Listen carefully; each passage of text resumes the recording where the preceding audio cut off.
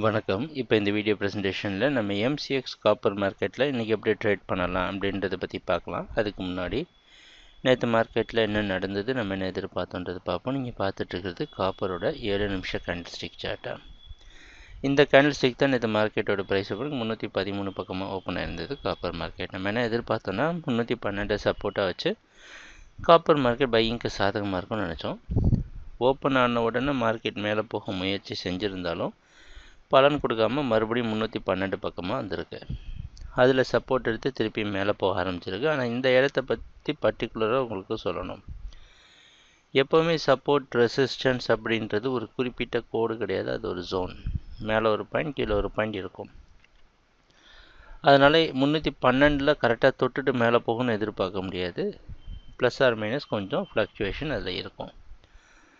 312 market 315 வரைக்கும் மேலே போய் அது பக்கமாகவே க்ளோஸ் ஆகிடுச்சு.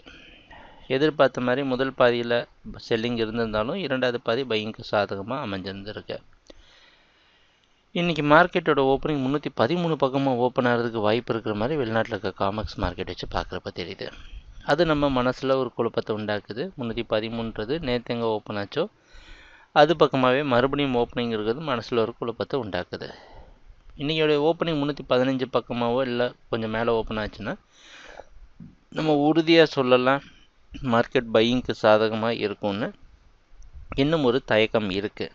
அதாவது காப்பர் மார்க்கெட்டில் இருக்க ப்ரெஷரை பார்த்தா 322 அப்படின்னு சொல்லப்படுற ஒரு மிக மிக முக்கியமான இடத்தை உடைச்சிட்டு மேலே போகிற அளவுக்கு ப்ரெஷர் ஜென்ரேட் ஆகணும். அது ரொம்ப வீக்காக இருக்குது. அதனால் என்ன பண்ணலாம் அப்படின்னு பார்த்தோன்னா கொஞ்சம் ஜாக்கிரதையாக ட்ரேட் பண்ணணும். மறுபடியும் 312 வரைக்கும் பை பண்ணலாம்.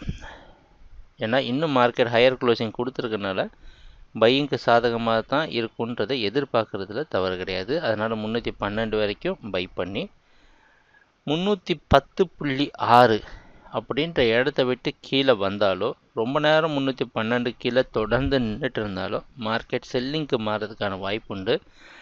310.6 அப்படின்ற ஜோனுக்கு கீழே மார்க்கெட்டில் நீங்கள் செல் பண்ணலாம்.